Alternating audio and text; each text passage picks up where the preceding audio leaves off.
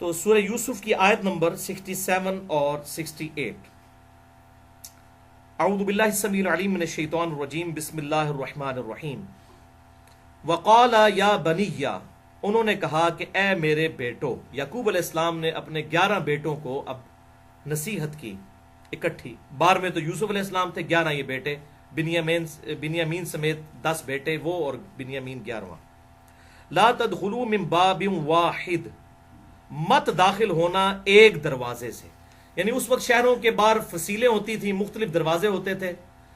تو یعقوب علیہ السلام نے کہا کہ تم 11 بھائی، ظاہر ہے یہ اونچے لمبے تگڑے قسم کے بھائی، اور ایک دروازے سے داخل نہ ہونا، یعنی نظر نہ لگ جائے، اس حوالے سے وہ چاہتے تھے ایک دروازے سے مت داخل ہونا. وَادْخُلُوا مِنْ أَبْوَابٍ مُتَفَرِّقَةٍ، اور داخل ہونا تم مختلف دروازوں سے.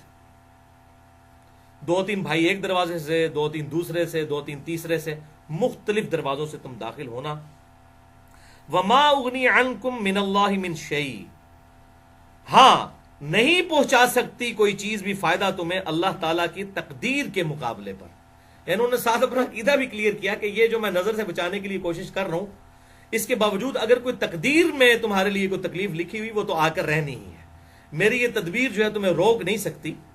تقدیر والا معاملہ، البتہ نظر جو ہے وہ برحق ہے. وہ انشاءاللہ بخاری مسلم کی احادیث کی روشنی میں بتاؤں گا کہ نظر تو لگ جاتی ہے، البتہ اگر نظر والا معاملہ نہ بھی ہو اور کوئی تقدیر والا معاملہ ہونا ہو اللہ کی طرف سے، وَلَنَبْلُوَنَّكُمْ بِشَيْءٍ مِّنَ الْخَوْفِ وَالْجُوعِ، اللہ کی طرف سے کوئی آزمائش آنی ہو تو وہ تو آ کر رہے گی. ان الحکم الا للہ، حکم تو نہیں ہے مگر اللہ ہی کا. علیہ توکلت، اسی پر میں نے بھروسہ کیا. وعلیہ فلیتوکل المتوکلون، تو توکل کرنے والوں کو اسی ہستی پر توکل کرنا چاہیے. ولما دخلوا من حیث امرهم ابوہم، جب وہ مصر میں داخل ہوئے اسی طریقے سے جیسا کہ ان کے باپ نے انہیں حکم دیا تھا. ما کان یغنی عنہم من اللہ من شیء، تو اللہ تعالیٰ کے مقابلے پر ان کو تقدیر کے اس معاملے میں کوئی چیز فائدہ نہیں پہنچا سکتی تھی. الا حاجۃ فی نفس یعقوب قضاها، سوائے اس احتیاطی تدبیر جو انہوں نے کی. یوسف علیہ السلام کے نفس میں جو اس معاملے میں خواہش پیدا ہوئی کہ میں اس طریقے سے کوئی احتیاطی تدبیر کروں کہ میرے بچوں کو نظر نہ لگے. اللہ تعالیٰ کی اگر کوئی تقدیر غالب ہونے والی ہوتی کسی معاملے میں تو وہ اس کو روک نہیں سکتی تھی. لیکن ساتھ ہی اللہ تعالیٰ نے ان کو انڈورس بھی کر دیا یعقوب علیہ السلام کو. وَإِنَّهُ لَذُو عِلْمٍ لِمَا عَلَّمْنَاهُ، اور بے شک وہ صاحب علم تھے اس علم کے سبب جو ہم نے یعقوب علیہ السلام کو سکھایا تھا. وَلَكِنَّ أَكْثَرَ النَّاسِ لَا يَعْلَمُونَ، لیکن اکثر لوگ اس حقیقت سے واقف نہیں ہیں. یعنی یوسف علیہ السلام نے یہ جو اسٹریٹجی اڈاپٹ کی کہ سارے بیٹے جو ہیں وہ ایک دروازے سے داخل نہ ہوں، نظر بد سے بچنے کے لیے جو انہوں نے یہ طریقہ اختیار کیا، تو اللہ تعالیٰ نے کہا کہ اس کے ذریعے سے تقدیر تو نہیں ٹال سکتی تھی، البتہ وہ ہمارے علم والے بندوں میں سے تھے. ہم نے انہیں علم سکھایا ہوا تھا کہ یہ ظاہر ہے کہ اللہ تعالیٰ کی طرف سے انہیں علم سکھایا گیا تھا کہ نظر بد سے بچنے کا یہ طریقہ ہے. نظر بد کے اعتبار سے تو بچا جا سکتا ہے، البتہ اگر تقدیر میں کوئی اللہ کی طرف سے تکلیف، آزمائش جو ہے، وہ پریشانی جو ہے، کوئی تکلیف آزمائش کی صورت میں آ کر رہنی ہے تو وہ ٹلنے والی نہیں ہے.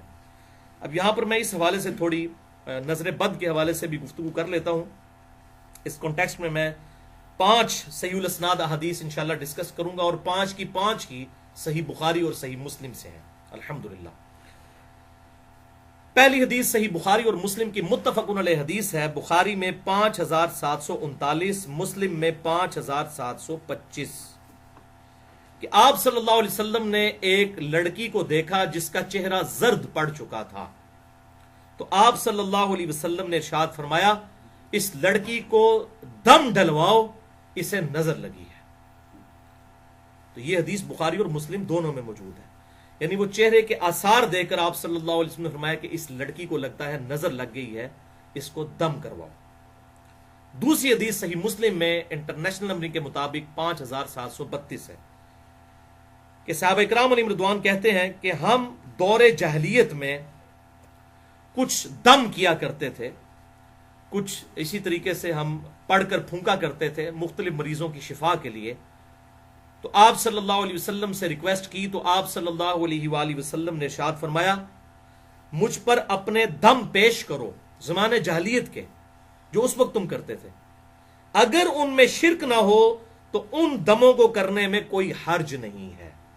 یعنی اس سے یہ بات پتہ چلی کہ دم کے لیے قرآن و سنت سے ہونا ضروری نہیں ہے، اس کے علاوہ بھی اگر کوئی دم موجود ہے قرآن و سنت کے عقائد سے وہ ٹکراتا نہ ہو، چاہے وہ ہندوؤں کے اندر ہو دم، چاہے وہ کرسچنز کے اندر ہو، جیوز کے اندر ہو، شرکیہ کلمات نہ ہو اور کوئی کلمات ہو، تو وہ دم کیا جا سکتا ہے۔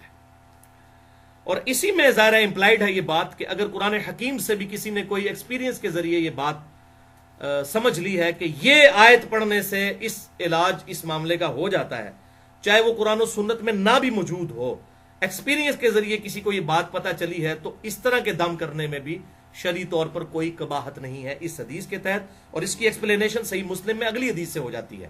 اور یہ اکثر لوگ پوچھتے ہیں، اس لیے میں اب اس کو کھول کر بیان کر رہا ہوں اس حوالے سے۔ یہ بڑی کریٹیکل حدیث ہے، تیسری حدیث صحیح مسلم سے 5731، یہ معاملے کو بالکل کھول دے گی۔ صحابہ اکرام علیہ رضوان نے عرض کیا اللہ کے رسول صلی اللہ علیہ وسلم، ہم لوگ زمانے جاہلیت میں بچھوؤں کے ڈسنے کے اوپر دم کیا کرتے تھے، یعنی بچھو ڈس جاتا تھا، دم کرتے تھے، شفا ہو جاتی تھی۔ شفا تو ہوتی تھی ظاہر ہے، تو ہم اس دم کو جاری رکھیں۔ تو آپ صلی اللہ علیہ وسلم نے ارشاد فرمایا کہ وہ دم مجھ پر پڑھو، تو صحابہ اکرام نے وہ دم پڑھا۔ ظاہر ہے وہ قرآن کی آیت تو کوئی حدیث تو نہیں پڑھی، وہ تو زوزے جہالیت کا دم تھا۔ تو آپ صلی اللہ علیہ وسلم نے جب سنا تو فرمایا اس میں کوئی شرکی الفاظ موجود نہیں، تم اس کو کرتے رہو۔ اور پھر آپ صلی اللہ علیہ وسلم نے اوپن لائسنس دے دیا، کسی مولوی کا لائسنس لینے کی ضرورت نہیں ہے اس معاملے میں۔ آپ صلی اللہ علیہ وسلم نے صحیح مسلم میں اسی حدیث میں اوپن لائسنس دیا۔ آپ صلی اللہ علیہ وسلم نے ارشاد فرمایا جو شخص اپنے بھائی کو نفع پہنچا سکتا ہو، فائدہ پہنچا سکتا ہو، تو اسے چاہیے کہ وہ فائدہ پہنچائے۔ جیسا کہ بخاری اور مسلم کی وہ متفق علیہ حدیث ہے، جو ایک سفر کے دوران ایک جو قبیلے کا سردار تھا اس کو جو ہے وہ سانپ نے کاٹ لیا تھا، تو پھر ایک صحابی نے سورۃ الفاتحہ کا پڑھ کر دم اس پر جو ہے وہ پھونکا تھا اور اس کو شفا ہو گئی تھی۔ پھر اس کے عوض بکریاں بھی اس نے ریسیو کی تھیں، اور آپ صلی اللہ علیہ وسلم تک وہ بکریاں پہنچی تو آپ نے بھی ان میں سے کھایا، تاکہ یہ بات پتہ چل جائے کہ اس حوالے سے اگر کوئی دم ڈال کر کوئی اگر نذرانہ بھی وصول کرتا ہے اس بنیاد کے اوپر کہ میں دم ڈالوں گا اور اس کے حوالے سے مجھے کوئی اتنی رقم دے، تو یہ بھی جائز ہے، کوئی حرج نہیں۔ لیکن یہ تمام چیزیں یہ آج کل جو یہ دم درود پڑھ رہے ہیں جس میں شرکی الفاظ موجود ہوتے ہیں، یہ ان کے لیے نہیں ہے۔ اگر سنت کے مطابق کوئی دم پڑے اور اس کے ذریعے اس کو کوئی ذریعہ معاش بھی بنا لیتا ہے اس حوالے سے اور نذرانے وصول کرتا ہے، تو یہ بخاری اور مسلم کی متفق علیہ حدیث ہے، بڑی مشہور حدیث ہے یہ سورۃ الفاتحہ کے دم کے حوالے سے، تو یہ جائز ہے اگر اس کے ساتھ اس طرح کی کوئی کمٹمنٹ کر لی جائے، لیکن شرکی الفاظ نہ ہو۔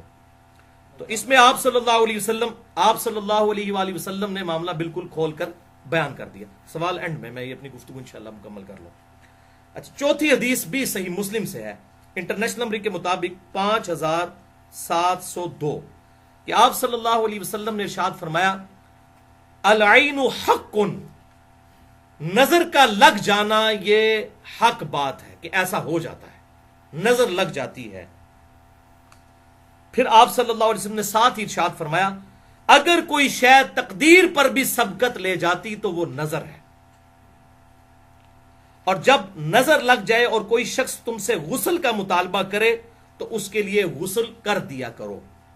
اب یہ ایک پورا معاملہ ہے، یہ غسل کرنا کیا ہے، وہ بخاری اور مسلم میں حدیثیں ملتی ہیں، الموطا امام مالک میں بھی ڈیٹیل کے ساتھ، کہ ایک صحابی تھے سیدنا سہل بن حنیف رضی اللہ تعالیٰ عنہ،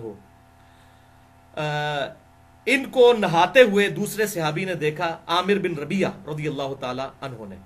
تو یہ سہل بن حنیف بڑے خوبصورت تھے، ان کا جسم جو ہے بڑا گورا چٹا تھا، تو عامر بن ربیعہ رضی اللہ تعالیٰ عنہ نے کہا کہ کتنا خوبصورت جسم ہے، ماشاء اللہ نہیں کہا، کوئی دعائے برکت نہیں دی، بلکہ تعریف کی۔ بس وہ کیا تھا، وہ موندے پہ گئے، فوراً ہی ایسی نظر لگی کہ وہ سخت تکلیف میں چلے گئے۔ تو آپ صلی اللہ علیہ وسلم کے پاس جب یہ بات پہنچی تو آپ نے بلا کے عامر بن ربیعہ کو ڈانٹا اور فرمایا کہ تم اپنے بھائی کو قتل کرنا چاہتے ہو، تمہیں تو یہ کہنا چاہیے تھا کہ اللہ تعالیٰ نے اسے برکت دی ہے، ماشاءاللہ، اس قسم کے الفاظ استعمال کرنے چاہیے تھے۔ اور یہ ہماری مسلمانوں کی ٹریڈیشنز ہیں، سبحان اللہ، الحمدللہ، انشاءاللہ، ماشاءاللہ۔ اور سورۃ الکہف میں بھی آتا ہے، وہ جو باغ میں داخل ہوا تو اللہ تعالیٰ اس نے ماشاءاللہ نہیں کہا، تو پھر دیکھیں باغ کے ساتھ کیا اشر ہوا۔ تو ایون اپنے بیوی بچوں کو، اپنے خاندان کو دیکھنا اور کسی بات سے خوش ہو، اپنی نظر بھی بعض اوقات انسان کی لگ جاتی ہے تو فوراً پڑھنا چاہیے ماشاء اللہ، جیسا اللہ نے چاہا. ٹھیک ہے، لا حول ولا قوت الا باللہ. تو اس قسم کے کلمات اللہ کی طرف ان چیزوں کو منسوب کرنا چاہیے، ورنہ نظر لگ جاتی ہے، یہ برحق ہے نظر کا لگ جانا. تو کتنے الفاظ زبردست ہیں صحیح مسلم 5702 کہ اگر تقدیر پر بھی کوئی بات غلبہ پا لیتی، اگر یہ ہوگا تو نہیں لیکن اگر پا سکتی، تو یہ اتنی سٹرونگ چیز ہے نظر کا لگ جانا.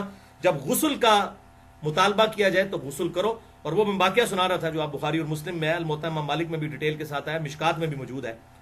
تو سہل بن عنیف جو ہے ہوتے مندے ہی پہ گئے، ظاہر ہے کہ ان کو اتنی سخت نظر لگ گئی. تو آپ صلی اللہ علیہ وسلم نے عامر بن ربیعہ کو بلا کر فرمایا تم اپنے بھائی کو قتل کرنا چاہتے ہو، اس کے لیے برکت کی دعا کرتے اگر تم نے اتنا اس کا خوبصورت جسم دیکھا تھا. تو آپ صلی اللہ علیہ وسلم نے پھر ان کے لیے علاج تجویز فرمایا کہ یہ عامر بن ربیعہ جس کی نظر لگی ہے یہ غسل کرے، اپنے ہاتھ پاؤں اور اپنا چہرہ یہ سب کچھ دھوئے یا وضو کرے، اور اس پانی کو ایک جو ہے برتن میں جمع کیا جائے، پھر اس پانی کے ساتھ وہ شخص غسل کرے کہ جس کو نظر لگی ہے.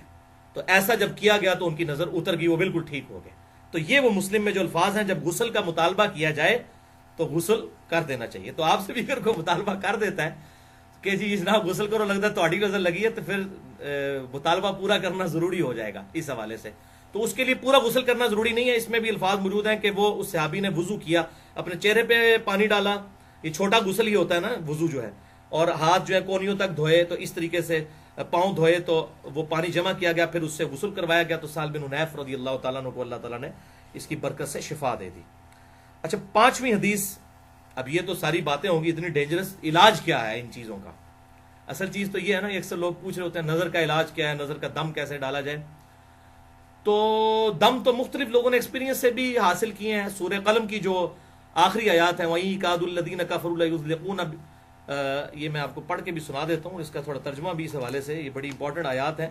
یہ حدیث میں تو نہیں ہے لیکن لوگوں کا ایکسپیرینس ہے نظر بد کے حوالے سے. سورہ قلم جو ہے، سورہ الملک سے جو فوراً بعد آگے صورت ہے وہ سورہ ہے سورہ قلم. تو اس کی آخری آیات جو ہیں، آخری آیت 51 اور 52 جو ہے، وَإِن يَكَادُ الَّذِينَ كَفَرُوا لَيُزْلِقُونَكَ بِأَبْصَارِهِمْ لَمَّا سَمِعُوا الذِّكْرَ، کہ یہ کافر تو یہ چاہتے ہیں کہ وہ ضرور تمہیں نظر لگا دیں اپنی آنکھوں کے ذریعے جب وہ الذکر قرآن سنتے ہیں. تو یہ کافروں نے باقاعدہ بندے بلائے تھے نظر لگانے والے کہ آپ صلی اللہ علیہ وسلم کو نظر لگا دیں کس طریقے سے. تو آپ صلی اللہ علیہ وسلم جب قرآن پڑھتے تھے تو وہ ایسے نظر سے دیکھتے رہتے تھے کہ حضور صلی اللہ علیہ وسلم کو کسی طریقے سے نظر لگ جائے تو یہ جو دعوت ہے رک جائے. اب ان کو کیا پتا تھا، وہ تو اللہ کے پیغمبر ہے، وہ تو اللہ کی حفاظت میں ہے. تو یہ وہ اس بات کا ذکر ہوا. تو اب لوگوں نے ڈسکوری کی کہ یہ نظر کے اوپر یہ آیات نازل ہوئی ہیں تو یہ پڑھ کے پھونکیں. تو اگر اس طرح کسی کا ایکسپیرینس ہوتا ہے کسی حوالے سے، تو آپ صحیح مسلم کی حدیث سن چکے ہیں 5732 کہ اگر اپنے بھائی کو، اور 5731 کوئی نفع پہنچا سکتا ہے اپنے ایکسپیرینس کے ذریعے کسی حوالے سے، تو ایون قرآن و سنت سے ہٹ کر بھی کوئی دم ہو، شرکیہ نہ ہو، تو وہ دم کر سکتے ہیں آپ، اس میں کوئی مسئلہ نہیں ہے. لیکن اگر اس دم کے اندر یا علی مدد، یا شیخ عبد القادر جیلانی مدد، اس قسم کے کوئی شرکیہ الفاظ ہے تو وہ دم نہیں ہے بھی، وہ شیطنت ہے پھر. ٹھیک ہے، یا کوئی دیوی کو پکارتا ہے اس کے اندر، یا کسی بت سے مدد مانگتا ہے، تو اس معاملے میں اگر کوئی شفا ہو بھی جاتی ہے وقتی طور کے اوپر، تو وہ دم کرنا جو ہے وہ حرام ہے. بعض اوقات انہی شیاطین کی طرف سے غلبہ ہو جاتا ہے، اور یہ اکثر اوقات شیاطین جب غلبہ کرتے ہیں تو کہتے ہیں فلاں جو ہے وہ جو ہے، خصوصاً انڈیا کے اندر ایسا ہوتا ہے، فلاں جو ہے وہ بت کے اس دربار پر لے جاؤ جہاں پر ان کا وہ سارا میلہ ٹھیلا لگا ہوتا ہے، تو لوگوں کو وہ جنات اتر جاتے ہیں. وہ بیسیکلی وہ شیاطین ہوتے ہیں جو لوگوں کا عقیدہ خراب کرنا چاہتے ہیں. ادھر بھی ہوتا ہے بعض کا، تو کہتے ہیں فلاں دربار پہ لے گئے کہ ٹھیک ہو گئے، اسی دربار تو ہی شیطان آئے ہوتے ہیں، جن چڑھے ہوتے ہیں، اسی واسطے کہ لوگوں کو قرآن و سنت سے ہٹا کر اس طرح کے معاملات کیے جائیں. تو یہ اس میں آپ صلی اللہ علیہ وسلم کے واضح الفاظ ہیں صحیح مسلم کے اندر 5731 اور 5732 کہ ایسے الفاظ نہ ہوں جو شرکیاں ہوں، ادروائز وہ ایکسیپٹیبل نہیں ہوں گے، پھر وہ دم جو ہے پھر ایکسیپٹیبل نہیں ہوگا. ہاں شرکیاں نہ ہو تو چاہے قرآن و سنت میں نہ بھی ہو، یا ایون قرآن سے کوئی ایسا دم ہو جو آپ صلی اللہ علیہ وسلم نے تعلیم نہیں فرمایا لیکن کسی نے ایکسپیرینس سے لرن کیا ہے، تو وہ بھی کر سکتے ہیں. آپ صلی اللہ علیہ وسلم نے اجازت دے دی، میں نے مسلم شریف کی حدیث بتا دی ہے. تو یہ آیت وَإِن يَكَادُ الَّذِينَ كَفَرُوا لَيُزْلِقُونَكَ بِأَبْصَارِهِمْ لَمَّا سَمِعُوا الذِّكْرَ، اور یہ کافر کہتے ہیں کہ تو نظر لگا کے ضرور آپ صلی اللہ علیہ وسلم کو نظر لگا دیں گے. اس طرح آپ کو یہ آنکھیں پھاڑ کر دیکھتے ہیں جب آپ قرآن الذکر پڑھ رہے ہوتے ہیں وَيَقُولُونَ إِنَّهُ لَمَجْنُونَ، اور کہتے ہیں کہ یہ تو مجنون ہے معاذ اللہ نبی، وَمَا هُوَ إِلَّا ذِكْرٌ لِّلْعَالَمِينَ، اور یہ قرآن تو نہیں ہے مگر نصیحت تمام جہان والوں کے لیے. اور یہ جو ہے ضمیر آپ صلی اللہ علیہ وسلم کی طرف بھی لوٹ سکتی ہے کہ آپ صلی اللہ علیہ وسلم تو نہیں دعوت حق کرنے والے مگر سارے جہان والوں کے لیے. تو اللہ کی طرف سے آپ صلی اللہ علیہ وسلم اللہ کے ریپریزنٹیٹو بن کر آئے ہیں، ان کو نہیں نظر لگ سکتی. تو بعض لوگ یہ آیت بھی دم کر کے، لوگوں کا ایکسپیرینس ہے کہ نظر لگی ہو تو یہ پڑھ کر پھونکا جائے تو شفا ہو جاتی ہے. باقی یہ پانی کے اوپر آپ صلی اللہ علیہ وسلم نے پھونکے مارنے سے منع کیا ہے. ڈائریکٹ پھونک ماری جا سکتی ہے کسی بھی معاملے کے اندر، اور اگر کوئی پانی پہ بھی دم کرتا ہے تو اس کے لیے پھونک مارنا ضروری نہیں ہے. آپ سامنے پانی رکھ کے اگر کوئی دم پڑھ کر اور وہ پانی کسی کو دیتا ہے پینے کے لیے تو اس طرح کے معاملات کے اندر بھی کوئی حرج نہیں ہے، لیکن الفاظ شرکیہ نہیں ہونے چاہیے، یہ اس کے لیے شرط ہے.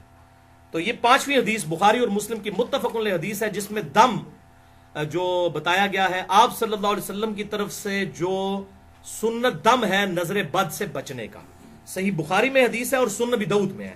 بخاری میں 3371 انٹرنیشنل نمبر کے مطابق اور سنن ابی داؤد میں 4737 کہ آپ صلی اللہ علیہ وسلم نے ارشاد فرمایا کہ تمہارے باپ ابراہیم علیہ السلام اپنے 2 بیٹوں کو یعنی حضرت اسماعیل اور اسحاق کو ان کلمات کے ساتھ دم ڈالا کرتے تھے نظر بد سے بچنے کے لیے. اور ابو داؤد میں آگے الفاظ ہیں کہ میں بھی اپنے 2 بیٹوں کو حسن اور حسین کو انہی الفاظ کے ساتھ دم ڈالتا ہوں جن الفاظ کے ساتھ ابراہیم علیہ السلام اپنے 2 بیٹوں کو اسماعیل اور اسحاق کو دم ڈالتے تھے. آپ نسبت دیکھیں کہاں ملائی ہے آپ صلی اللہ علیہ وسلم نے. حسن و حسین کے مقابلے کرتے ہیں لوگ، یزید کو لے کے آتے ہیں. یزید کو کیا، ساروں کو اکٹھا کر لیں آپ جتنے آپ کے چاہنے والے ہیں، حسن و حسین کا مقابلہ نہیں ہو سکتا. تو آپ صلی اللہ علیہ وسلم نسبت کیا ملا رہے ہیں کہ اسماعیل اور اسحاق کو ابراہیم علیہ السلام اپنے 2 بیٹوں کو دم کرتے تھے اور میں اپنے 2 بیٹے حسن و حسین کو انہی الفاظ کے ساتھ وہ نظر بد سے بچنے کے لیے دم ڈالتا ہوں.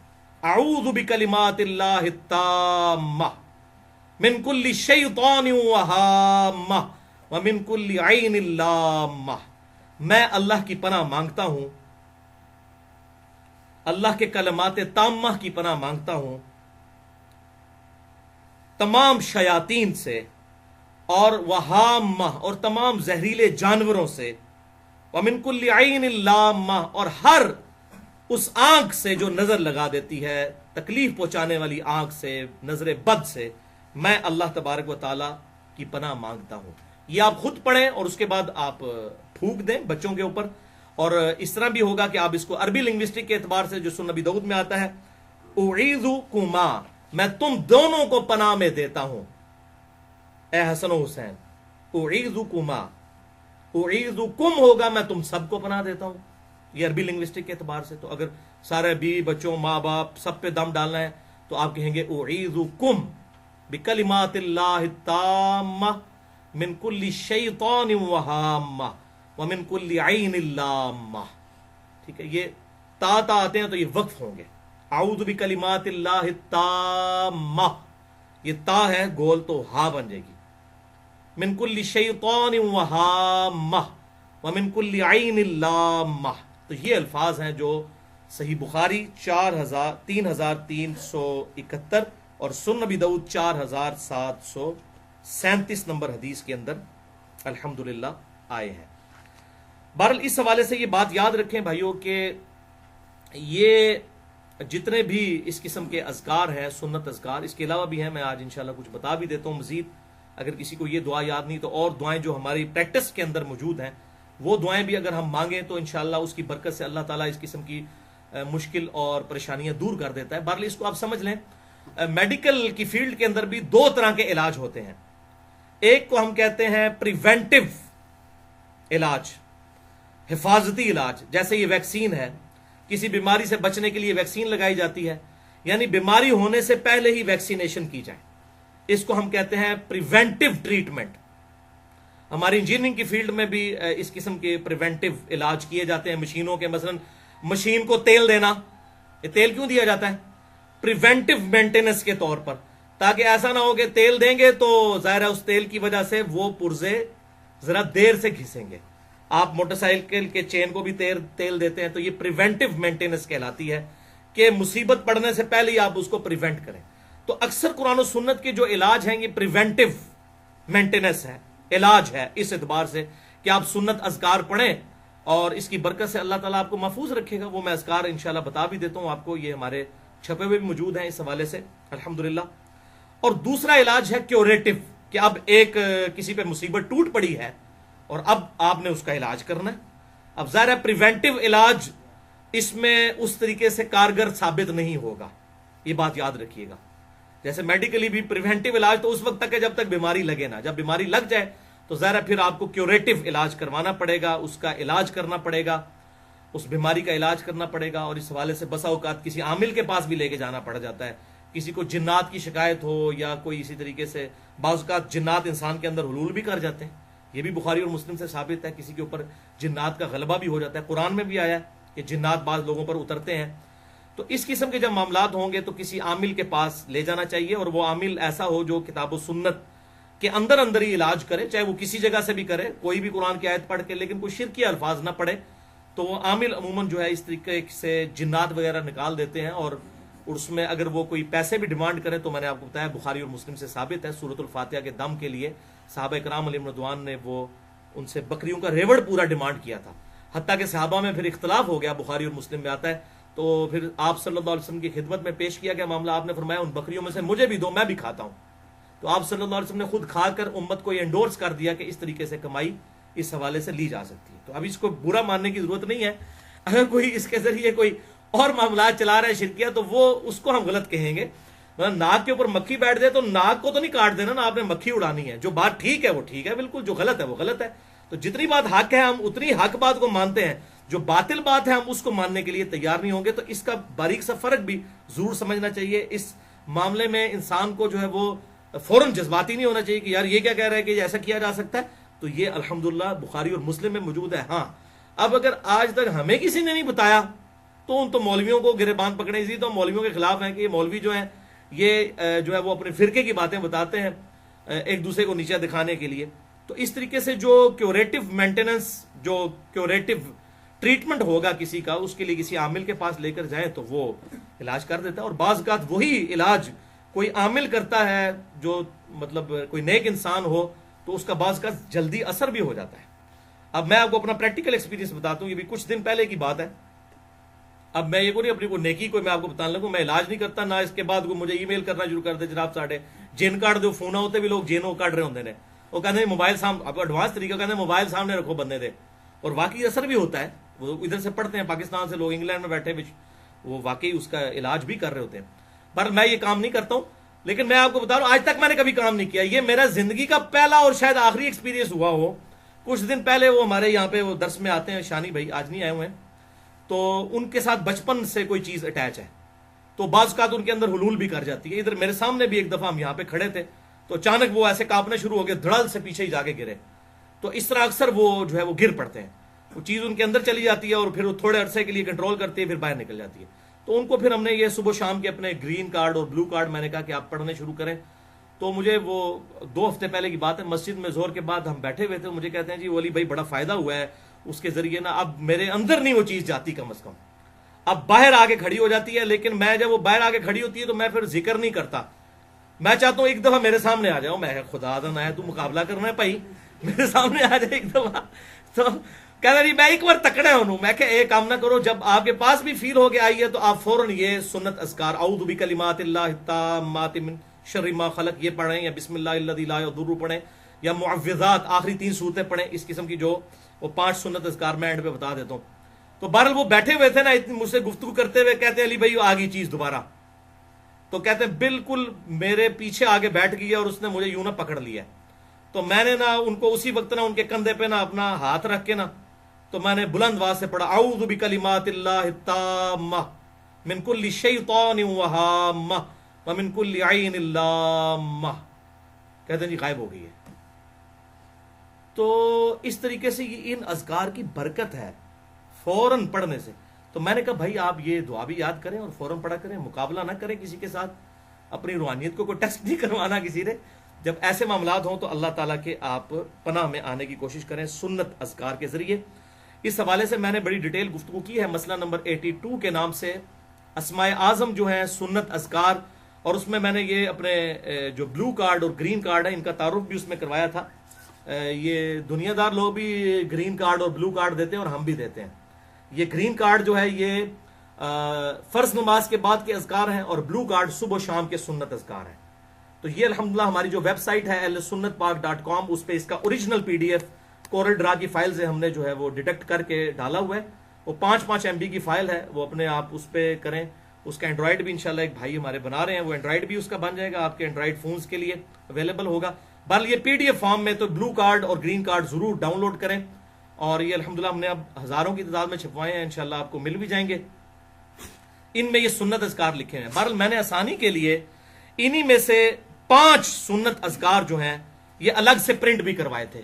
یہ جو ہمارا ریسرچ پیپر نمبر 7 ہے اس کا آخری پیج, یہ 10 کمانڈمنٹس والا جو ہے, اس کے آخری پیج پہ یہ ہم نے اذکار لکھے ہیں. جادو ٹونا, وبائی امراض اور قدرتی حادثات سے بچاؤ کے صحیح سنت وظائف. یعنی لوگ وہ پیر و فقیروں کے چکر میں کوئی شرکیہ وظائف نہ پڑھتے رہیں, بلکہ یہ سنت وظائف پڑھیں جو امام کائنات سید الاولین والآخرین شفیع المذنبین رحمت للعالمین سیدنا و مولانا امام اعظم محمد رسول اللہ صلی اللہ علیہ وسلم انہوں نے تعلیم فرمایا. اور اس کے نیچے میں نے لکھا ہے مرشد کامل امام الانبیاء صلی اللہ علیہ وسلم کی صحیح احادیث کی روشنی میں تمام احادیث کے نمبرز علماء حرمین بیروت کی انٹرنیشنل نمبرنگ کے مطابق ہیں, جو عربی کتب شائع ہوتی ہیں دارالسلام مکتبۃ الشاملہ کی. اس میں بھی ہم نے لکھا ہے مرشد کامل, ہمارے مرشد ہمیں ہدایت دینے والے آپ صلی اللہ علیہ وسلم ہیں, ان کے سنت وظائف ہیں. یہ قادری, چشتی, نقشبندی, سہروردی یہ اس سلسلے کے نہیں, بلکہ ہمارے محبوب صلی اللہ علیہ وسلم کے سنت اذکار ہیں. تو اسی بلو کارڈ میں سے یہ 5 وظائف ہم نے نکالے ہیں صبح و شام کے اذکار میں سے 5. اگر کوئی یہ سارے نہیں کر سکتا, 15-20 اذکار ہیں, 5 یہ ہم ایک نشست میں بیٹھ کے میرا خیال ہے 5 سے 10 منٹ میں انسان کر سکتا ہے. صبح کرنے ایک دفعہ, شام کو. یہ میں آپ کو بتا دیتا ہوں. بہرحال اللہ کی طرف سے تکلیف تو آئیں گی. اکثر لوگوں کو جنات کا مسئلہ ہو جاتا ہے, آسیب کا مسئلہ ہو جاتا ہے, لوگ پریشان ہوتے ہیں جی یہ کہاں سے بیماری آ گئی, اور جب پوچھے تو اکثر لوگ نماز روزہ بھی نہیں کرنے والے ہوتے, تو کہتے ہیں مصیبت کہاں سے آ گئی. مصیبت تو سب سے بڑی آپ کی یہ ہے. پھر سنت اذکار نہیں کرنے والے ہوتے. پھر اس کے باوجود بھی اگر کسی کے ساتھ کوئی ایسا مسئلہ بن جائے تو وہ سنت اذکار کے اوپر استقامت اختیار کرے, اپنے آپ کو امپروو کرنے کی کوشش کرے, انشاءاللہ آپ کی روحانیت مضبوط ہوگی. تو اس حوالے سے معاملات سیدھے ہو جائیں گے. میں نے اسماء اعظم اور دعا کی قبولیت اور سنت اذکار یہ گرین اور بلو کے حوالے سے مسئلہ نمبر 82 میں یہ گفتگو کی ہے, کس طریقے سے یہ سنت اذکار فائدہ پہنچاتے ہیں, کون سی اسماء اعظم ہے جس کے ذریعے دعا قبول ہوتی ہے. بہرحال وَلَنَبْلُوَنَّكُمْ بِشَيْءٍ مِّنَ الْخَوْفِ وَالْجُوعِ وَنَقْصٍ مِّنَ الْأَمْوَالِ وَالْأَنفُسِ وَالثَّمَرَاتِ. ہم ضرور آزمائیں گے تمہیں خوف کے ذریعے, بھوک کے ذریعے, جان اور مال میں نقصان کے ذریعے. اللہ تعالیٰ نے چیک ضرور کرنا ہے. تو یہ آزمائشیں انسان پہ ضرور آتی ہیں. آپ دیکھیں کینسر بھی تو کسی کو ہو جاتا ہے, لوگ کہتے ہیں جنات کیوں چڑھ گئے جی میرے اوپر, تو آپ مجھے جنات کو تو چھوڑ دیں, کینسر بھی تو انسان کو ہو جاتا ہے, اس کی بھی آپ وجہ تلاش کریں گے. کسی نے کینسر کروا دیا, اکثر تو ہمارے کچھ ہو جائے تو فوراً تلاش میں جادو ٹونا کسی نے کروا دیا. نہیں, سارا جادو ٹونا انڈیا, پاکستان, بنگلہ دیش جی واڑا ہے, اور کدھر نہیں ہے. ہوتا بھی ہے لیکن 99% نہیں ہوتا. ہمارے اپنے اعمال ہوتے ہیں, یا بعض اوقات ہم پر آزمائش آتی ہے اور وہ نکل جاتی ہے آزمائش. آپ سنت اذکار کی طرف متوجہ ہوں, انشاءاللہ اللہ تعالیٰ حفاظت فرمانے والا ہے. تو یہ اس حوالے سے وہ اس چکر میں لوگ پڑ جاتے ہیں, خود کچھ کرنا نہ پڑے, اور پھر وہ جو ہے وہ بابوں کی تلاش میں نکلتے ہیں, اور بعض اوقات پھر وہ اپنا ایمان بھی گوا بیٹھتے ہیں. اس حوالے سے کوئی شرکیہ اگر کوئی دم پڑھنے شروع کر دیں گے, کوئی ناد علی یا اس قسم کے الفاظ جس میں شرکیہ الفاظ موجود ہیں, تو وہ اس کی تو پڑھنے کی کوئی اجازت نہیں ہے. تو اس طریقے سے جس طرح جراثیم کے ذریعے انسان کو دنیاوی طور پر ہیپاٹائٹس A, B, C یا اسی طریقے سے کینسر کا مرض ہو جاتا ہے, اسی طریقے سے روحانی امراض بھی ہوتے ہیں. انسان کو کبھی آسیب کا سایہ ہو جانا, کوئی جنات کا گھس جانا کسی بندے کے اندر, یا جادو ٹونا کا ہو جانا, لیکن اس کا علاج ہمارے محبوب صلی اللہ علیہ وسلم نے تعلیم فرمایا ہوا ہے. بہرحال یہ کہنا کہ جی وہ بندش ہو جاتی ہے, کوئی رزق بند کر, بھائی کسی کا کوئی رزق بند نہیں کر سکتا, یہ معاملات یاد رکھیں. اس طریقے سے تقدیر میں کوئی کسی کی آزمائش کسی کی آ سکتی ہے. میرے 6.5 گھنٹے کے 4 لیکچر ایکسکلوسیو ہے اس ٹاپک پہ. مسئلہ نمبر 103, 104A, 104B, 104C. اللہ کی طرف سے رزق کی تقسیم کا مسئلہ کیا ہے, اور مسئلہ تقدیر اور انسان کی پیدائش کا مقصد. اس ٹاپک پہ تقریباً 200 کے قریب آیات کراس ریفرنس کے طور پر پورے قرآن حکیم سے میں نے 6.5 گھنٹے میں 4 لیکچرز کے اندر وہ کور کیے ہیں. بہرحال یہ آخر میں 5 وظائف آپ سن لیں. یہ وہ وظائف ہیں جو انشاءاللہ ہم آسانی سے کر سکتے ہیں کیونکہ یہ ہمیں یاد بھی ہیں. تو کم از کم یہ 5 وظائف آپ یاد رکھیں. اگر وہ دعا یاد بھی نہیں ہے، اعوذ بکلمات اللہ التامہ من کل شیطان وہامہ ومن کل عین لامہ، وہ یاد نہ بھی ہو، یہ اذکار ہمیں یاد ہیں. یہ بہت پاورفل ہیں اور ان میں سے بعض اذکار تو اس سے بھی زیادہ پاورفل ہیں الحمدللہ. یہ 5 سنت اذکار صبح و شام کے میں نے اسی بلو کارڈ میں سے الگ سے جو ہے پرنٹ کروائے ہیں. آپ یہ ریسرچ پیپر نمبر 7 اگر ڈاؤن لوڈ کر لیں ahlsunnatpak.com سے، اس کے آخری پیج پہ یہ لکھے ہوئے ہیں. ہم ہزاروں کی تعداد میں اس کی ہارڈ کاپیز بھی تقسیم کرتے ہیں. پہلا وظیفہ سن لیں، آیت الکرسی کا وظیفہ. سورۃ البقرہ کی آیت نمبر 255، جس کے بارے میں صحیح بخاری میں انٹرنیشنل نمبر کے مطابق 2311 نمبر حدیث ہے کہ آپ صلی اللہ علیہ وسلم نے اس بات کو انڈورس کیا جب شیطان انسانی شکل میں حضرت ابو ہریرہ کے پاس آیا رضی اللہ تعالی عنہ. بڑی ڈیٹیل حدیث ہے. اینڈ پہ اس نے ایک وظیفہ بتایا حضرت ابو ہریرہ کو اور کہا کہ اے ابو ہریرہ، اگر تم رات کو سونے سے پہلے آیت الکرسی سورۃ البقرہ کی آیت نمبر 255 پڑھ لو گے، اللہ لا الہ الا هو الحی القیوم وهو العلی العظیم تک، تو پوری رات اللہ تعالیٰ کی طرف سے ایک فرشتہ تمہاری حفاظت پر مامور ہو جائے گا. فرشتے کو پکارنا نہیں، پکارنا اللہ کو ہے، اللہ مامور کر دے گا. ٹھیک ہے، فرشتے کو پکار نہیں سکتے، پکارنا اللہ ہی کو ہے. تو یہ شیطان نے وظیفہ دیا اور اپنی جان چھڑائی. تو آپ صلی اللہ علیہ وسلم کی خدمت میں حضرت ابو ہریرہ آئے تو آپ صلی اللہ علیہ وسلم نے فرمایا کہ وہ ہے تو جھوٹا تھا، انسانی شکل میں ہے، وہ شیطان تھا ابو ہریرہ، تجھے پتہ نہیں چلا، لیکن بات اس نے سچی کی ہے. تو اسی حدیث کے تحت لوگ کہتے ہیں کہ اگر شیطان بھی اگر اچھی بات کرے جو کتاب و سنت سے انڈورس ہو تو لے لینی چاہیے. لیکن یہ بات کرنا آسان ہے. ہماری کوئی حدیث ہم بیان کر دیں بخاری مسلم سے تو لوگ کہتے ہیں یہ حدیثاں تے آنے پر بیان نہیں کرنی چاہیے. ویسے کہتے ہیں شیطان کو بھی لے لو، خدا تو نہ شیطان کو تسی لے لیندے ہو تے بخاری مسلم کو میں تو نہیں لکھی ہے. اگر میں نے وہ بنو امیہ کا پول کھول دیا بخاری مسلم سے کہ کیا امت پہ ظلم ڈھایا گیا، حضرت حسین کی شہادت کیسے ہوئی، مسئلہ نمبر 101، صحیح مسئلہ خروج اور فکر حسین حق پرستی کی علامت ہے، جو آپ سمجھ لیں کہ مولانا مودودی رحمہ اللہ کی کتاب خلافت و ملوکیت کا وہ ورژن ہے، ویڈیو کی فارم میں صحیح الاسناد احادیث کی روشنی میں 50 واقعہ کربلا کا حقیقی پس منظر، جو ہماری ویب سائٹ پہ بھی اپلوڈ ہے، ریسرچ پیپر نمبر 5B. تو کہتے ہیں حدیثیں بیان نہیں کرنی چاہیے. تو خدا کے لیے آپ اس بات کو سمجھے کہ یہ تمام کی تمام چیزیں احادیث میں آئیں. تو شیطان بھی اگر غلط بات کرتا ہے تو صحیح بات کرتا ہے تو آپ اس سے لے لیں، اس میں کوئی حرج نہیں ہے. تو مجھے اگر کوئی شیطان کا درجہ دینا چاہتا ہے تو ضرور دے، مگر شیطان سے ورسٹ بھی دے دے تو بات تو قرآن و سنت کی ہے، وہ لے لینی چاہیے، اس میں کوئی جھگڑا نہیں کرنا چاہیے. تو یہ پہلا وظیفہ ہے کہ آیت الکرسی رات کو پڑھیں، انشاءاللہ صبح تک حفاظت ہوگی. اور المستدرک الحاکم میں بھی، جامعہ ترمذی میں بھی حدیث ہے انٹرنیشنل نمبر کے مطابق 2880. یہ صحت کے اعتبار سے تو مضبوط نہیں ہے لیکن اس کو سپورٹیو ہے صحیح بخاری کی اس حدیث کو میں اس لیے بیان کر دوں کہ جو صبح کے وقت آیت الکرسی پڑھتا ہے شام تک اللہ کی حفاظت میں رہتا ہے، جو شام کو پڑھ لیتا ہے صبح تک رہتا ہے حفاظت میں. تو شام سے صبح تک تو یہ بخاری سے ثابت ہو گیا 2311. تو صبح والا سائملٹینیس کنٹراسٹ بھی امپلائڈ ہے اس کے اندر. آیت الکرسی کا وظیفہ صبح اور شام کتنی دفعہ؟ 1 دفعہ. یہ کوئی مشکل کام ہے؟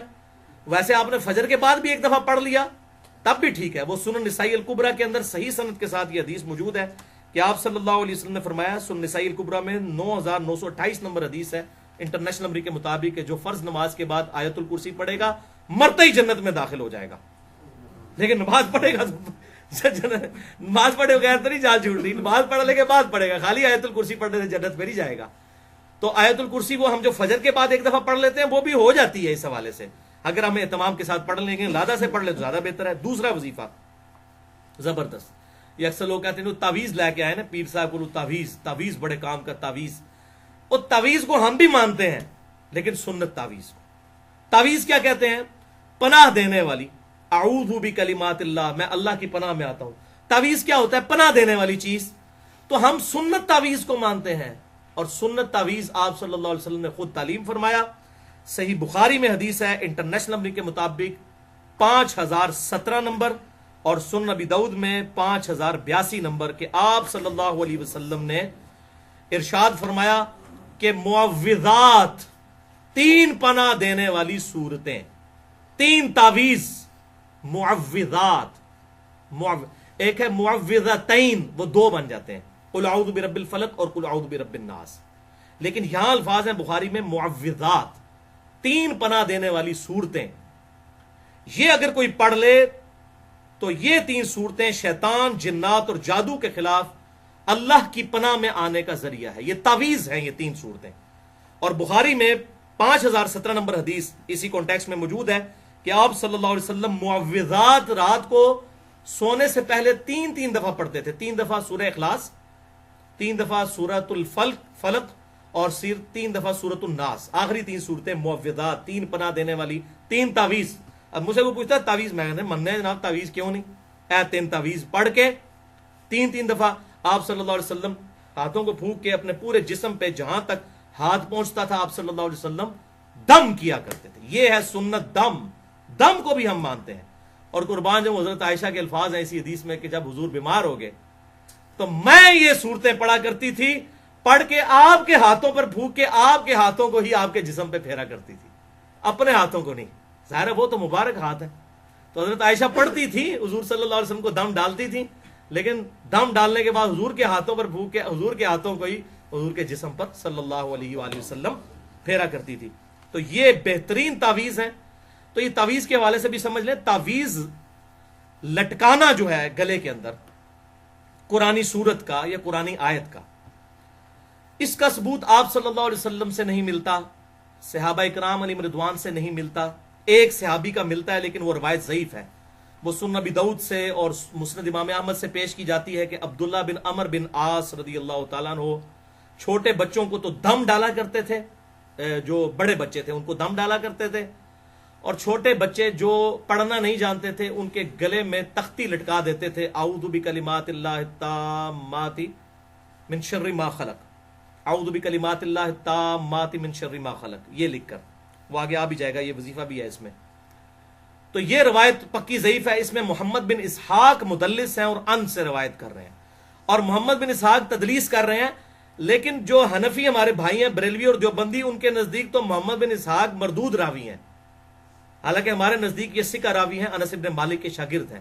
یہی وہ تابعی ہیں جن سے وہ روایت ہے سنن البہیقی کے اندر، دلائل النبوہ امام بہیقی کی کتاب میں، کہ آپ صلی اللہ علیہ وسلم 12 ربیع الاول کو پیدا ہوئے. یہ وہ ہیں. تو یہ محمد بن اسحاق جو ہے اہل سنت کے امام ہے. سیرت ابن ہشام ہو یا سیرت ابن اسحاق ہو، جو سیرت کی پہلی کتاب ہے، یہ محمد بن اسحاق راوی ہیں، تابعی، انس بن مالک کے شاگرد ہیں یہ رضی اللہ تعالیٰ عنہ، لیکن تدلیس کر رہے ہیں. بارہ حنفیوں کے نزدیک تو یہ راوی ایکسیپٹیبل نہیں، تو وہ پھر بھی یہ جعلی روایت پیش کر رہے ہوتے ہیں. ہمارے نزدیک بھی روایت ضعیف تدلیس کی وجہ سے، وہ راوی ثقہ ہیں لیکن ان سے روایت کر رہے ہیں. وہ آپ مسئلہ نمبر 36 دیکھ لیں، یہ تدلیس کا ایشو کیا ہے صحیح مسلم کے مقدمے کی روشنی میں. بہرحال ان کے نزدیک تو یہ راوی ایکسیپٹیبل نہیں، پھر بھی لوگوں گے جی وہ عبداللہ بن عمر بن عاص تختی لٹکاتے تھے. تو یہ بھائی ایک ہی روایت تھی، یہ ثابت نہیں ہے. البتہ تابعین سے ثابت ہے کہ وہ قرآنی آیات کے تعویذ لکھ کر گلے میں لٹکایا کرتے تھے بچوں کے. اور اسی سے امام ابن تیمیہ نے بھی یہ مسئلہ لیا اور اپنے فتاوی میں لکھا. اس لیے آپ کو بعض اہل حدیث ہمارے جیلم میں بھی کچھ عرصہ تک پہلے تک تو تعویذ لکھا کرتے تھے، وہ امام ابن تیمیہ کی وجہ سے. تو بھائی ہمارے نزدیک جو چیز آپ صلی اللہ علیہ وسلم اور آپ کے صحابہ سے ثابت نہیں ہے، ہم اس کو ایکسیپٹ کرنے کے لیے تیار نہیں ہے ایز اے اس کو امت میں پھیلانے کے اعتبار سے. البتہ اگر کوئی یہ کرتا ہے کہ قرآنی آیت کا تعویذ لکھ کر گلے میں لٹکاتا ہے، تو اس کو تو نہ ہم بدعت کہتے ہیں، نہ شرک کہتے ہیں، نہ حرام کہتے ہیں. یہ فتویٰ نہیں لگ سکتا. اور یہ جو حدیثیں پیش کرتے ہیں جس نے تعویذ لٹکایا وہ اس نے شرک کیا، وہ تعویذ کی ہی طرف ہو گیا، یہ آپ صلی اللہ علیہ وسلم نے ان تعویذات کے بارے میں فرمایا جو شرکیہ تعویذ اس وقت لکھے جاتے تھے. آپ تو مسلم شریف کی حدیث نہیں سن چکے؟ 5732 اور 5731 کے اپنے دور جاہلیت کے دم بھی مجھ پر پیش کرو، اگر ان میں بھی شرک نہیں تو ان کو بھی کرتے رہو.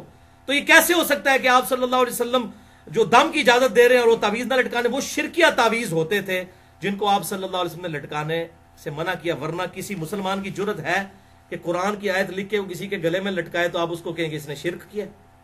آپ چلیں بہت سخت ہے تو بدعت کہہ سکتے ہیں کہ یہ ثابت نہیں ہے، تو آپ بدعت کہتے ہیں. ہم تو بدعت بھی نہیں کہتے کیونکہ تابعین سے ثابت ہے. تو جو چیز تابعین سے ثابت ہو اور اس معاملے میں کوئی اختلاف نہ پایا جاتا ہو تو ہم اس کے اوپر کوئی فتویٰ نہیں لگاتے. یہ تو کتاب و سنت کا الحمدللہ منہج اور سلف کا فہم ہے. اس حوالے سے میں نے آپ کو کلیئر کر دیا. البتہ یہ جو بسم اللہ کے 786 حرف لکھے ہوئے ہیں، محمد کے 92 رکھے ہوئے ہیں، اللہ کے 66 رکھے ہوئے ہیں، یہ حروف ابجد، اور ان کے تعویذ لکھنا، یہ تو قطعاً کسی صورت ہی ثابت نہیں ہے. اور یہ تو قرآن پاک کے ساتھ بالکل انہوں نے مذاق بنایا ہوا ہے. اور الٹا یہ تعویذ لکھ کر جو ہے وہ روٹی روزی چلا رہے ہیں، اس طرح کے معاملات کرنے کی بھائی اسلام میں کوئی اجازت نہیں ہے، بالکل قرآن حکیم کی تعریف ہے اس طریقے سے۔ حروف ابجد کو ہم مانتے ہیں، اگر کوئی حروف ابجد کے اعتبار سے کوئی چیز لکھتا ہے، لیکن اس کے اثرات اگر کہیں کہ آپ وہ عربی کی وہ عبارتوں والے ہیں تو اس قسم کے یہ اثرات نہیں ہوتے ہیں، نہ اس کی کوئی گنجائش ہے۔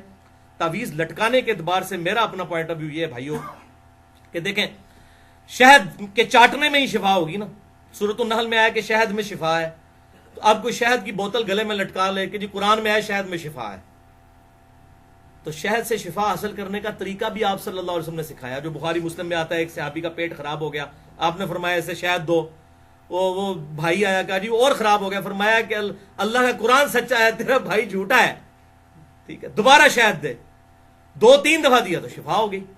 تو یعنی کوئی یقین نہیں تھا نا بھی اس کا بنا ہوا، اس حوالے سے یقین بنے گا تو پھر شفا ہوگی نا، یقین بھی ضروری ہوتا ہے، یہ بھی یاد رکھیں۔ صرف یہ دم درود جو ہے نا یہ زور نہیں لگاتے جب تک آپ کا یقین پیچھے نہیں ہے، یقین ہوگا تو پھر زور لگے گا، وہ عزیمت ہوتی ہے نا۔ اسی لیے عامل ہوتا ہے، پرہیزگار شخص ہوتا ہے، اس کا پڑھنا اور عام بندے کے پڑھنے میں فرق ہے۔ احمد بن حنبل رحمہ اللہ کے بارے میں آتا ہے، لوگ ان کے پاس لوگوں کو لے جاتے تھے تو وہ جب ایک دفعہ جن کو کہتا نکل جاتا وہ نکل بھی جاتا تھا، تو اس طرح کے معاملات بھی ہو جاتے تھے۔ عزیمت ہوتی ہے ایک پرہیزگار شخص کی۔ تو بہرحال میرا اس میں پوائنٹ آف ویو یہ ہے کہ جیسے شہد کی بوتل نہیں گلے میں لٹکائی جا سکتی، لٹکا سکتا ہے کوئی کہے گا لٹکائیں، ہم کہیں گے شہد کو چاٹے تب شفا ہوگی، تو طریقہ بتایا ہے۔ تو قرآن میں جو شفا آئی سورہ بنی اسرائیل میں آیا کہ قرآن میں شفا ہے، سورہ یونس میں آیا کہ شفا ہے، اس شفا کو حاصل کرنے کا طریقہ تو بتا دیا۔ یہ 3 تعویذ ہیں معوذات، 3 پناہ دینے والی صورتیں، قل هو اللہ احد اور قل اعوذ برب الفلق اور قل اعوذ برب الناس، یہ پڑھ کر پھونکیں، یہ ہمارے ان اذکار میں موجود ہے۔ دوسرا وظیفہ ہے۔ تیسرا وظیفہ صحیح مسلم میں 6844 نمبر حدیث، سنن نبی داؤد میں 5077 نمبر کہ آپ صلی اللہ علیہ وسلم نے فرمایا 10 دفعہ جو یہ کلمات پڑھ لے صبح کے وقت اور 10 دفعہ شام کے وقت، اگر یہ صبح 10 دفعہ پڑھ لے تو 4 غلام حضرت اسماعیل علیہ السلام کی اولاد سے آزاد کرنے کا ثواب، اور دن رات میں ہر خطرناک چیز اور شیطان کے خلاف قلعہ ہو جائیں گے یہ کلمات، اور بڑے آسان ہیں۔ لا الہ الا اللہ وحدہ لا شریک لہ لہ الملک ولہ الحمد وہو علی کل شیء قدیر۔ کوئی مشکل ہے؟ 10 دفعہ صبح، 10 دفعہ آپ نے شام کو پڑھنا ہے یہ کلمات۔ اچھا جی، چوتھا وظیفہ سیکنڈ لاسٹ زبردست ہے، جامعہ ترمذی میں 3388، سنن نبی داؤد میں 5088 کہ آپ صلی اللہ علیہ وسلم نے فرمایا کہ جو شخص صبح کے وقت یہ کلمات 3 دفعہ صرف پڑھ لے تو شام تک کوئی ناگہانی آفت اور مصیبت اسے نہیں آئے گی، اور جو شام کو 3 دفعہ پڑھ لے صبح تک نہیں آئے گی۔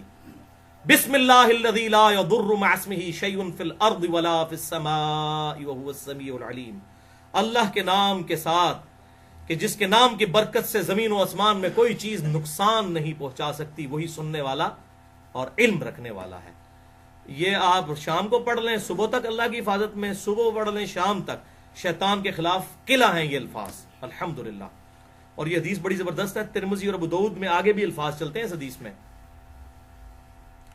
کہ یہ حدیث پتہ کس نے بیان کی؟ حضرت عثمان غنی کا بیٹا تھا ابان بن عثمان، اس نے یہ حدیث بیان کی ایک تبع تابعی کو۔ تو اس تبع تابعی نے جب یہ حدیث سنی تو بڑے غور سے ابان کو دیکھا، کیونکہ حضرت ابان جو تھے رحمہ اللہ ان پہ فالج کا اٹیک ہوا تھا، ان کے جسم پہ راشا تھا۔ تو انہوں نے کہا یہ حضرت مجھے تو وظیفہ بتا رہے ہیں، خود تو اتنی بڑی مصیبت میں پڑے ہوئے ہیں کہ ان کے اوپر فالج گر گیا ہوا ہے، ٹھیک ہے۔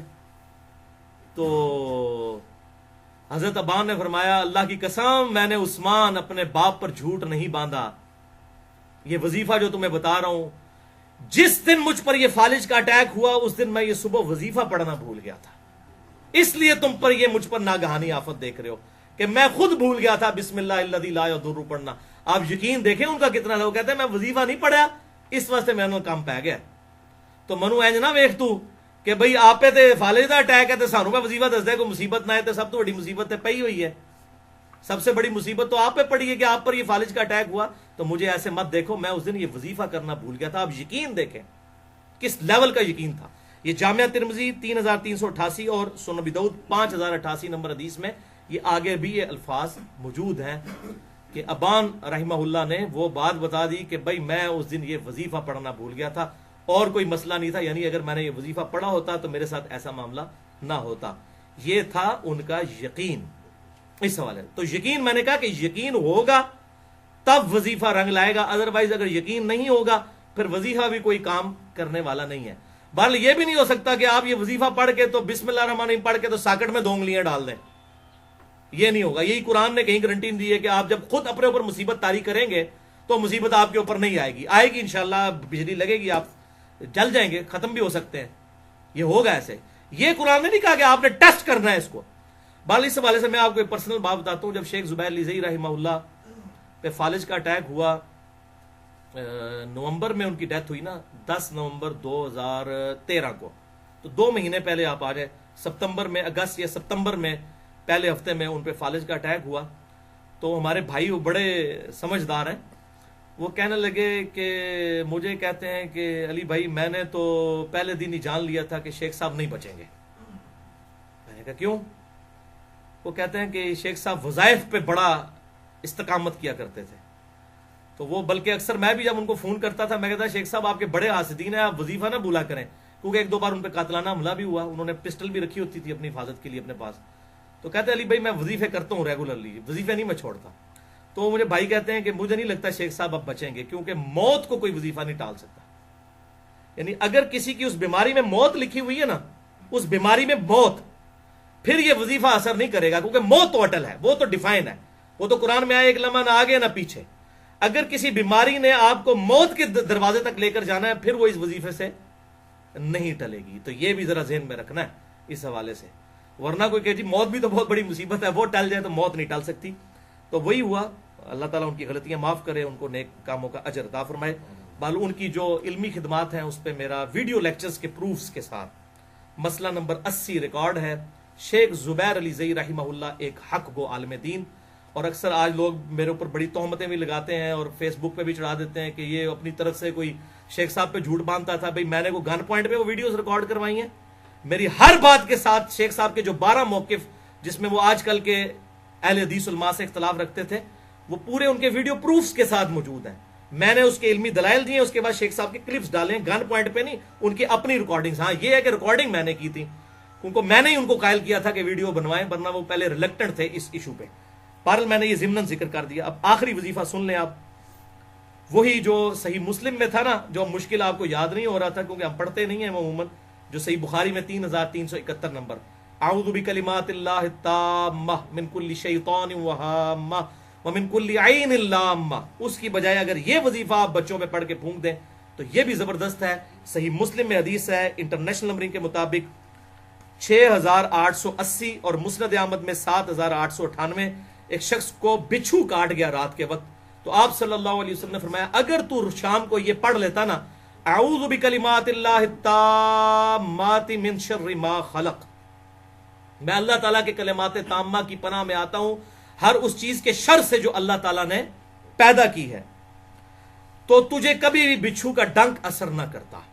یہ حدیث صحیح مسلم مسند احمد میں موجود، 3 دفعہ یہ پڑھ لیتا تو یہ شام کو پڑھیں، اور اسی میں امپلائڈ ہے صبح کو پڑھیں تو شام تک کوئی اثر نہیں ہوگا کسی بھی زہریلے جانور کا۔